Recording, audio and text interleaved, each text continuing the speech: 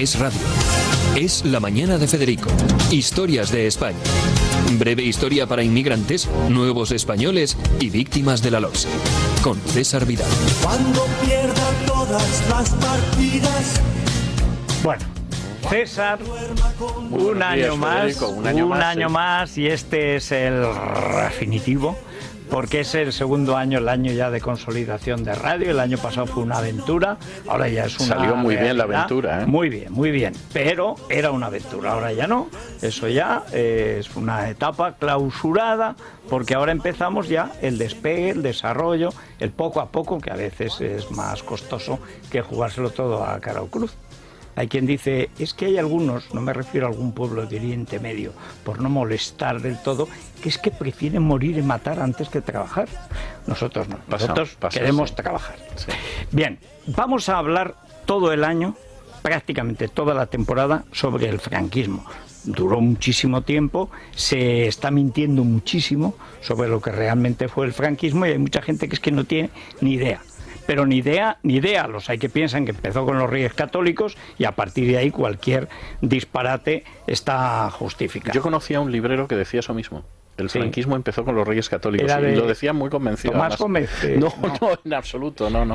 Bueno, había estado en el PC en la clandestinidad. Como siempre, está Isabel González. Buenos días, Federico. ¿Qué tal? Muy bien. Este es nuestro 12º año. 12º. 12 para algunos, ¿no? Sí, el 12º, diría uno. 12º. 12, pues nada, como siempre. Como siempre, como los 11 anteriores. Sí. Mucho trabajo, muchas ganas y con un estudio que es precioso. La verdad es que es una cosa alucinante. ¿Cómo salís en la tele? Muy guapos, muy bien. Bueno, Jorge Alcalde va a salir aquí estupendamente. Siempre sale bien.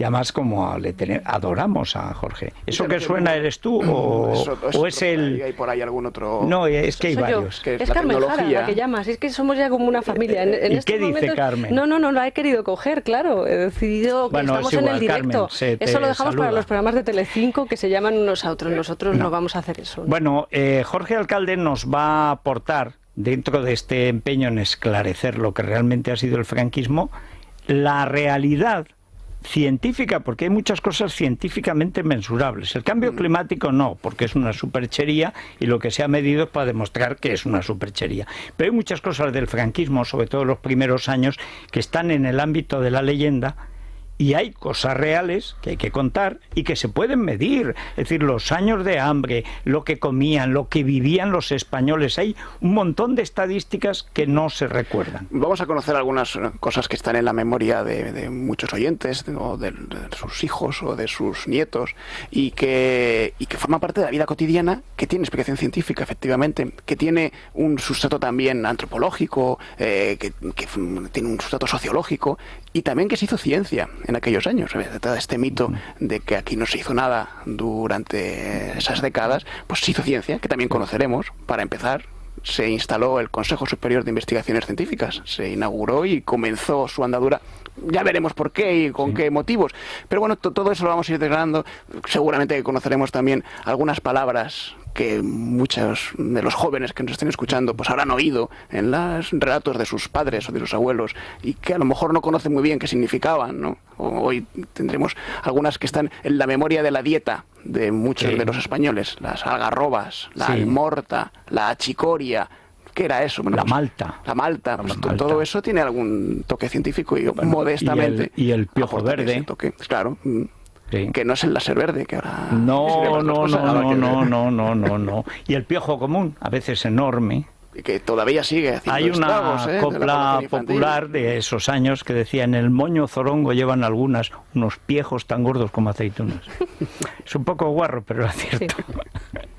Bueno, vamos a empezar, César, por la primera parte del franquismo. Sí, lo que se ha dado en llamar la era azul por razones obvias, por la camisa azul mahón de Falange, y sobre todo porque, como veremos en su momento, pues hasta el final de la Segunda Guerra Mundial el régimen mantiene por lo menos una cierta parafernalia que recordaba mucho otros regímenes totalitarios, como era el caso del alemán o del italiano, y entonces se ha dado en llamar la era azul. Veremos que en su momento Franco se desprendió de ese color azul a una velocidad casi supersónica. La verdad es que es una época que era muy difícil, porque la situación de España al inicio del franquismo, si se quiere, al inicio de la posguerra, era una situación especialmente delicada en un país que sobre todo vivía de la agricultura y de la ganadería. Hay que tener en cuenta, para que nos hagamos una idea, que al acabar la guerra, lo que era de alguna forma el terreno cultivable de España había pasado de 11 millones de hectáreas en el año 35, antes de que empezaran las ocupaciones de tierras en la primavera trágica del 36, a 8 millones. Es decir, se había reducido enormemente. Luego había zonas donde además la pérdida del cultivo era inmensa. Pensemos que, por ejemplo, Valencia tuvo mucha suerte, no se bombardeó, la huerta prácticamente aguantó incólume la guerra civil y llegó así hasta el final del conflicto, pero hubo zonas de Aragón, como la zona de Gandesa, donde se libró la batalla del Ebro, en la que descendió prácticamente el cultivo a un 50%. Bueno, y toda la zona de Calanda, de Alcañiz, que fueron muchos pueblos tomados varias veces. Efectivamente. Dentro de la izquierda, los anarquistas mataban a los que iban a misa, los comunistas mataban a los anarquistas, luego volvían los nacionales, mataban a los comunistas, y todo eso hizo que, por ejemplo, Teruel, que era poco poblada, quedó aún menos poblada, pues la que tuvo más muertos en relación a su población. En relación a su población, que era pequeña, pero es que en el Bajo Aragón no quedó nada, porque todo el mundo pasó muchas veces. Y a esto hay que añadir otro elemento. Yo creo que el elemento de la agricultura ya dice mucho, pero el de la ganadería no fue menos malo. Hay que tener en cuenta que se perdió más del 30% de la cabaña ganadera que había en aquellos momentos. Con lo cual, la situación era una situación que inicialmente además abocaba al hambre. Vamos a hablar de ello, va a hablar de ello Jorge, pero hay que tener en cuenta que como además se optó por una vía intervencionista que va a durar prácticamente hasta finales de los años 50 y que además eso se construía sobre la vía intervencionista que previamente había tenido el Frente Popular en algunas zonas de España, pues la situación económica era muy difícil. ¿Qué pasó con la industria? Bueno, vamos a ver, la industria no tenía una situación tan grave como la ganadería o la agricultura, entre otras cosas porque Franco no quiso practicar una política de bombardeos masivos, a pesar de lo que se dice ahora, similar a la que se practicó por uno y otro bando durante la Segunda Guerra Mundial, y eso hizo que buena parte de la industria sobreviviera, con dos excepciones muy graves. Una, la marina mercante. Se perdió aproximadamente la tercera parte de la marina mercante, 220.000 toneladas durante la guerra. La otra, el ferrocarril, porque lógicamente el ferrocarril tenía un empleo militar y en algunos casos se llegó a perder hasta el 42% de las locomotoras. En ese sentido, los transportes iban a funcionar mal, la economía tenía una situación muy difícil y a esto se iba a unir, yo diría que otra de las situaciones verdaderamente graves con las que va a tener que convivir la posguerra durante muchos años y que va a dar lugar incluso a alguna película muy conocida, y es el problema de la vivienda. Viviendas, El Pisito, por ejemplo. Preciosa y gran película, tristísima, pero muy gran película. Muy grande película, basada en una novela que luego además se ha representado recientemente en teatro. ¿Por qué? Pues porque se destruyó más de 250.000 de viviendas de manera total y parcialmente otro 250.000 de viviendas, lo que significaba, y no se puede uno engañar al respecto, que había millones de españoles que no tenían un techo al término de la guerra bajo el que guarecerse por las noches. Se puede añadir a esto la destrucción de iglesias, donde bueno, pues se sabe que iglesias con más del 50% de lo que era el edificio destruido superaron las 2.000, pero no cabe la menor duda, no hay la menor duda de que además, el gran drama en iglesias y conventos se atendía a mucho indigente que se quedaron en la calle. Efectivamente. Claro. Y esto recuerda, yo diría, algunas de esas imágenes pues muy conocidas y que hemos visto muchas veces de la gente que iba a comer a la puerta de los cuarteles de lo que hubiera sobrado del rancho, porque efectivamente la situación era una situación terrible. La renta nacional era un 26% inferior al año 35, la renta per cápita un 28% más baja, y hay que tener en cuenta que en aquellas zonas que controló el Frente Popular, pues evidentemente la situación todavía era peor. Hay un elemento, va a hablar luego de ello Jorge, y a mí me parece muy importante, que es el ingenio de los españoles para sobrevivir en una época de hambre a la que se va a sumar muy pronto el estallido de la Segunda Guerra Mundial. Por supuesto, le hacía referencia a la algarroba, a la almorta, etcétera, pero hay que recordar que en esa época aparecen libros de cocina para cocinar sin ingredientes. Por ejemplo, las patatas fritas que se freían no con patatas, sino con lo que eran las mondas de la naranja bien lavadas, y eso producía un sucedáneo de patata frita. Bueno, y las tortillas sin huevo. Las tortillas sin huevo. Que eso sí que tiene mérito. Que se recurría al bicarbonato, por ejemplo, para, en fin, sustituir el huevo, en fin, de una manera que a mí siempre me ha parecido milagrosa. Yo creo que será una situación muy difícil en la que se acaba la guerra, en la que empieza la posguerra, que va a ser una situación que yo creo que sobre todo por pasos económicos, no en una línea de capitalismo salvaje, sino todo lo contrario, de un socialismo, si se quiere, de corte fascista, pero socialismo a fin de cuentas se va a prolongar casi 2 décadas del régimen y una época muy dura.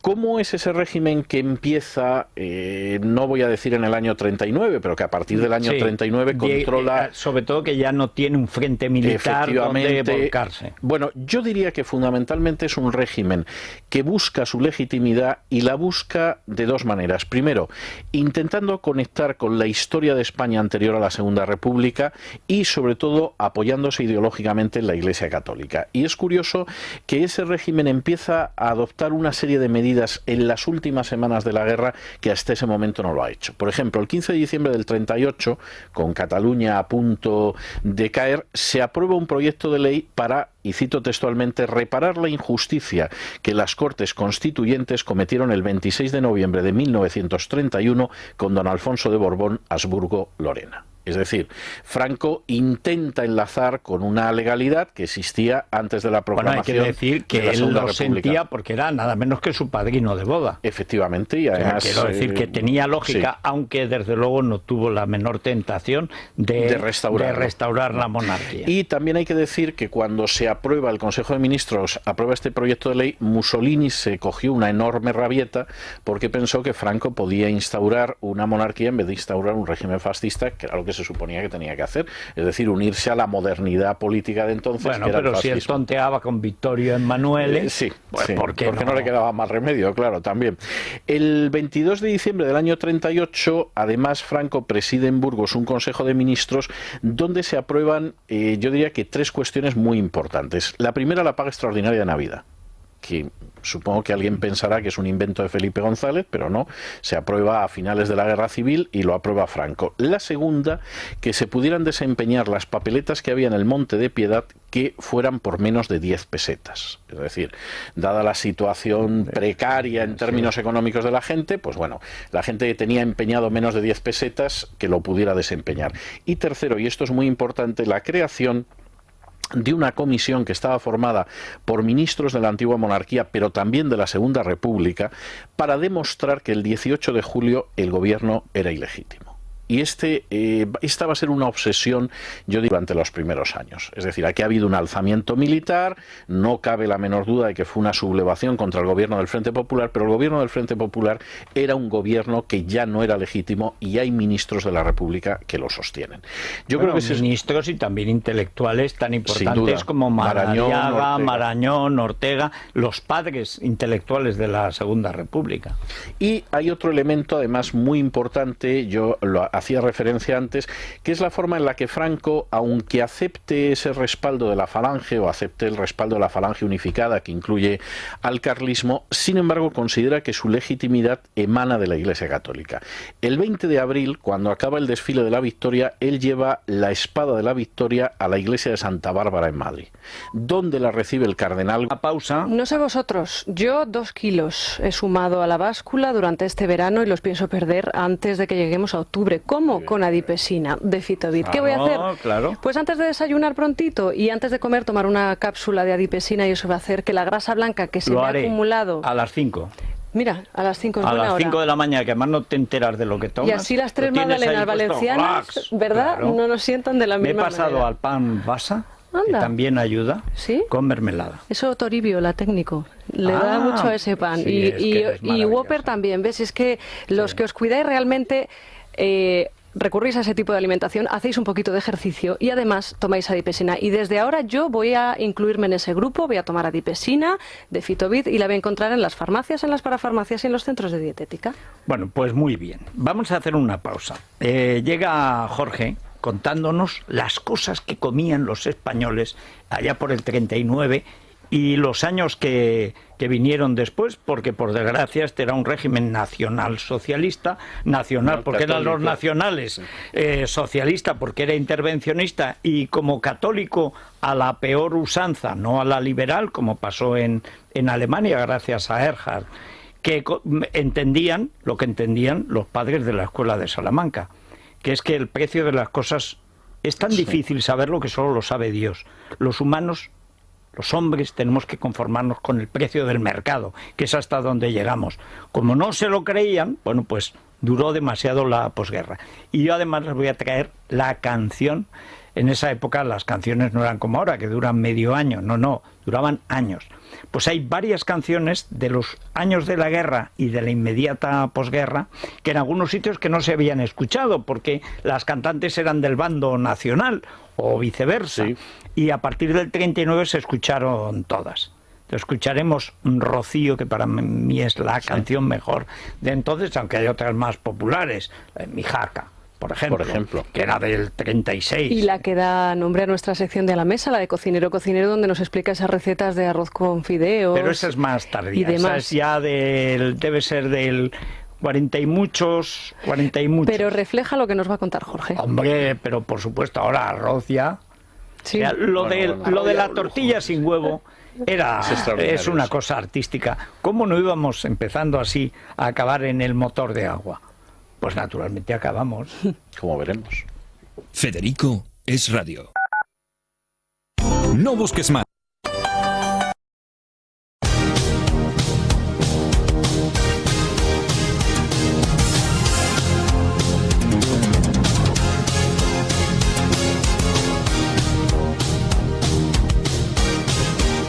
Resistiré, erguido. Bueno, ¿cómo resistieron los españoles con una dieta, en fin, dieta? Eso sí que era dieta, pero sí, ahí la dipesina no hacía ninguna falta.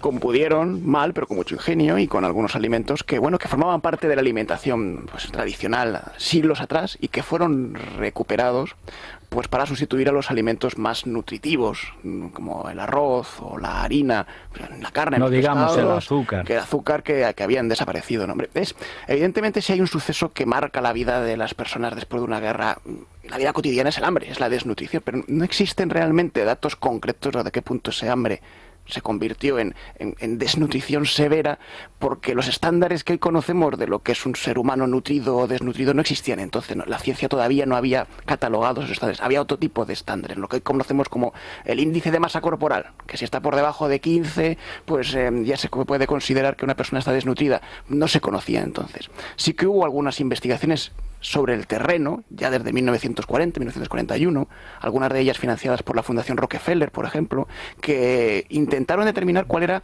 el grado de aporte calórico que tenía una familia media en Madrid, por ejemplo, después de la guerra. Y era verdaderamente escaso. El 30% de los niños tenían alguna deficiencia somática severa, que se conocía vulgarmente como raquitismo, otro tipo de deficiencias, pero que estaban directamente relacionados con la malnutrición de sus madres durante el embarazo. El 50% de la aportación de calorías e hidratos de carbono de un ciudadano medio en Madrid en el año 1940 procedía del pan. La mitad de lo que se comía era pan.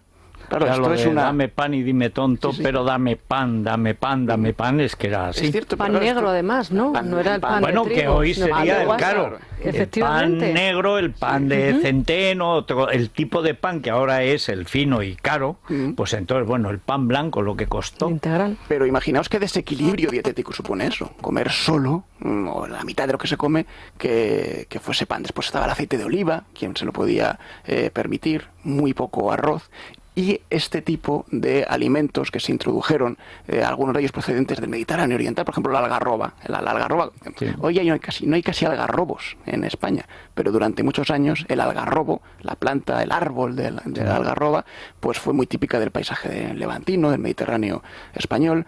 La algarroba es una fruta, hay muchas especies de algarroba. La que se cultivaba en España es un fruto, es una baya, una leguminosa realmente, que tiene una cantidad de azúcares tremendas. El 50% de su pulpa es azúcar pura.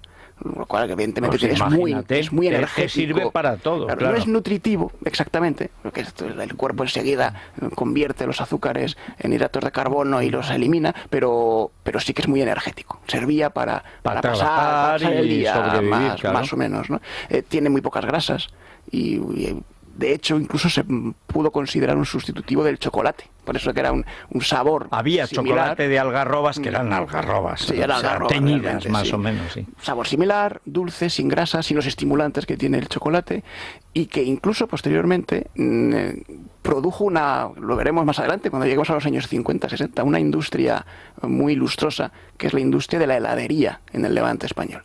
Los helados se conservaban con el garrofín, que era la semilla, la pepita de la algarroba. Y esto, bueno, pues permitió que aflorase los famosos helados que durante décadas fueron míticos y que después, cuando el garrofín fue sustituido por elementos químicos procedentes muchos de Asia, pues también se cargó la industria de la heladería y el propio algarrobo. Hay una cosa que me llama mucho la atención y es la reaparición de las almortas. La almorta, La harina de almortas es lo que comían los conquistadores españoles, por ejemplo, del Perú, una vez al día, gachas de harina de almortas, que eso era lo más pobre de lo más pobre. Oye, conquistaron el Perú, ¿eh? O sea, hay que reconocer, las almortas no estarían muy bien de sabor, pero hay que ver lo que cundían, ¿eh?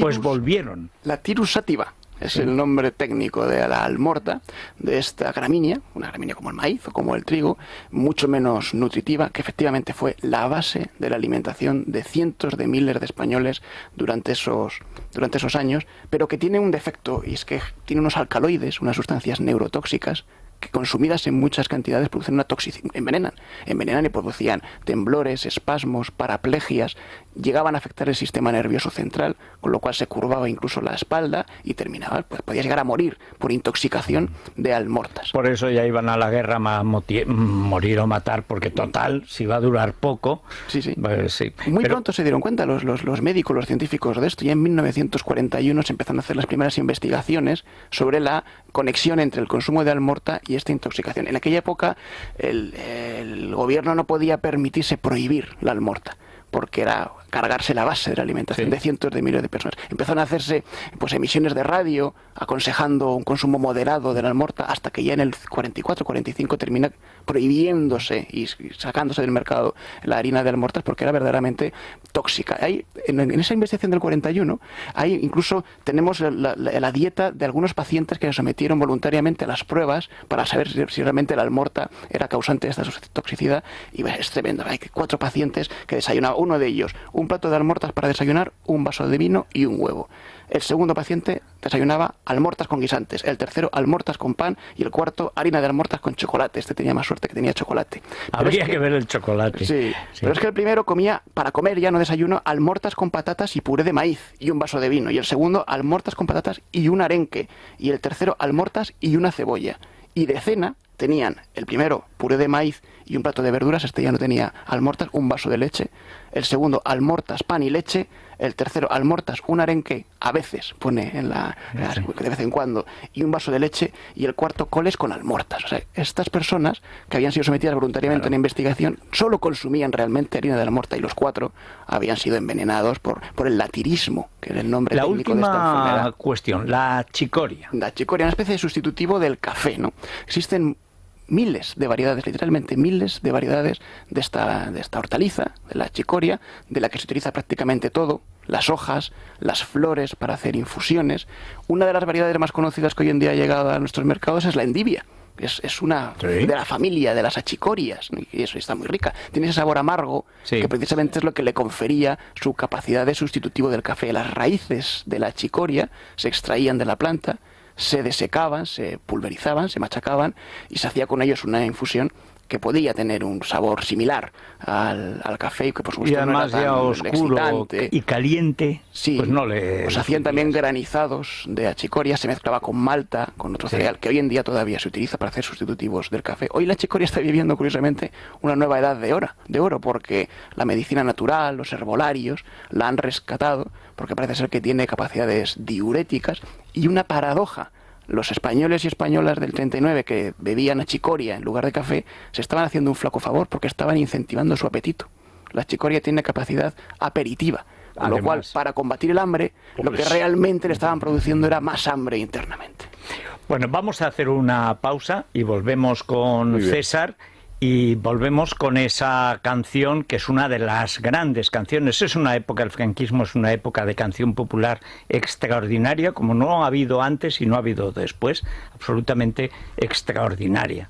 Y escucharemos a Imperio Argentina, que es la voz de ese final de guerra y comienzo del franquismo en un sentido estricto, a partir del 39. Enseguida. Federico Jiménez Los Santos es radio. Si están cansados de las multas, les van flores, una fuente en medio con un surtidor, rosas y claveles de todos colores, que no lo soñara mejor ni un pintor. Tras de su cancela de hierro forjado hay una mosita de tez bronceada, y juntito a ella, moreno y plantado, un mozo encendido que hablándole está. La luna rosa de plata bañó el patio con su luz. Muy cerquita de su novia dijo el mocito andaluz: Rocío, ay mi Rocío, manojitos de claveles, capullito florecío, de pensar en tus quereres voy a perder el sentido, porque te quiero mi vida, como nadie te ha querido, Rocío, ay mi Rocío. Bueno, esta es Imperio Argentina cantando Rocío con la versión de verdad que viene en esta segunda parte, que luego se ha eliminado en las versiones de Rocío Jurado. Atención. Ahora es otro el patio, salpico de rosas, patio de las monjas de la caridad, donde hasta la fuente llora silenciosa la canción amarga de su soledad.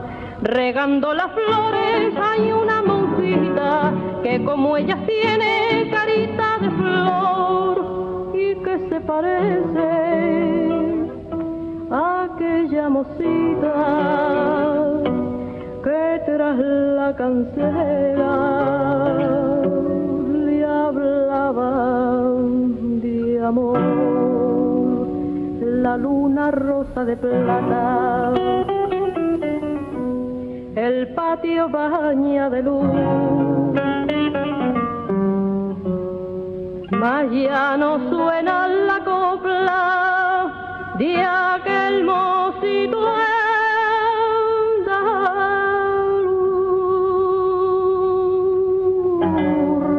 Rocío, ay mi Rocío. Bueno, La Rocío metida monja es Ya. lo Es que además lo interesante en esta versión, que es mucho más poética que la que viene después, que no es mala, la que han grabado Rocío Jurado, etcétera, pero que luego rescató, por ejemplo, Carlos Cano en esta versión, es que no se sabe qué ha pasado. Puede ser que haya muerto, puede ser que haya muerto en la guerra, puede ser que la haya dejado, que esa es una de las versiones posteriores, pero como los buenos romances, es un misterio qué ha pasado. Solamente que la bella que está con las flores, luego está sola en el patio de las monjas de la caridad. Es una canción maravillosa. Bueno, es de la época también, ¿eh? Es que esa Escribieron una canción en la que la protagonista acaba siendo monja. Claro, Ahora pero, es complicado, ¿eh? claro, bueno, ahora además la monja, yo qué sé, estaría en Sálvame o Te salvo yo qué sé. No, hay de todo, hay monjas estupendas que además nos siguen. Sí. Pero debo decir que esto era el elemento distintivo de entonces. Todas las canciones trataban de contar una historia. Y eso lo vamos a ir viendo a lo largo del franquismo, que es una de las cosas mejores de la cultura popular, que era muy de radio, muy de música, etcétera. Todas contaban algo. Y eso es maravilloso. Eso era lo que decía Ray Charles de la música country. Lo bueno de la música country es que cuenta una historia. Claro. Yo estoy convencido de que esa es la esencia de la canción, pero bueno, Bueno, en los libros vamos a ir, César nos irá ayudando, aparte de libros de actualidad, a ver libros sobre el franquismo que valdría la pena tener y que con iberlibro.com se pueden recuperar. Sí, este es un libro, a mí me parece un libro de lectura obligada, que además le costó más de un disgusto a su autor, que era Rafael Abella, que es un libro que se titula Finales de enero 1939, Barcelona cambia de piel. Es un libro donde además se recogen muchas fuentes de la época, de cómo llega el ejército de Franco a Barcelona y cómo de pronto Barcelona descubre que en su aplastante mayoría es rabiosamente franquista. Sí. Y es curioso cómo él señala, por ejemplo, aquí tengo una ilustración donde dice: el catalanismo burgués, levadura de la reivindicación autonómica, pues ya se había pasado realmente con armas y bagajes al franquismo, y incluye a Camboa, Ventosa, a Puig i Cadafal, a Josep Pla, a Frederic Mompou, a Pere Pruna, a Eugenio d'Ors, etcétera, etcétera. En algún caso los catalanes fueron muy avispados a la hora de cambiar de bando. Por ejemplo, aparece un anuncio de Almacenes Jorba que ya se anunciaba en la revista falangista Vértice antes de que Franco entrara en Barcelona, lo cual es verdaderamente tener un ojo tremendo. Aparte de los oportunistas, hay que decir que Barcelona es la provincia que más voluntarios proporciona al bando nacional. Sí, sí, sí. Y que entra el tercio de Montserrat, cuya bandera, salvo que la haya quemado Hilari Raguer, sigue en Montserrat. El tercio de Montserrat es el que entra, junto con los falangistas de Yahweh, en Barcelona. Y luego aparecen algunos testimonios conmovedores, como Juan Goitisolo diciendo cómo iba con su hermano José Agustín, vestido con la camisa azul y la boina roja, a los locales de auxilio social, y una foto verdaderamente extraordinaria de Tapies en La Vanguardia, entonces Vanguardia Española, del 4 de mayo del 39, donde aparece vestido de militar, con el casco de la época, muy parecido al casco nazi, alemán. Pero algo pobre, ¿no? Sí, es muy parecido al casco alemán, y él comenta cómo estaban en las organizaciones juveniles, pues tanto él como sus familiares. La foto de Tapies, solo por la foto de Tapies merece la pena comprar este libro, que insisto, a Rafael Abella le dio más de un disgusto, porque hubo gente que no le gustaba que se contara la verdadera historia. Pero es un libro que, aunque lamentablemente ahora está descatalogado, se puede encontrar en Iberlibro, tiene 209 páginas y se titula Finales de enero 1939, Barcelona cambia de piel. Bueno, César, pues nos vemos el lunes. Vamos a continuar con este primer periodo. Seguiremos dando todos los datos reales, científicos, contrastables, y también recordando la atmósfera, con las canciones, con la radio, etcétera, porque afortunadamente de eso se conserva mucho. Elia. Buenos días otra vez. A ver. Oye, me gusta mucho ese peinado, Elia. Gracias, César. ¿Ves? No, las que a ti te adornan.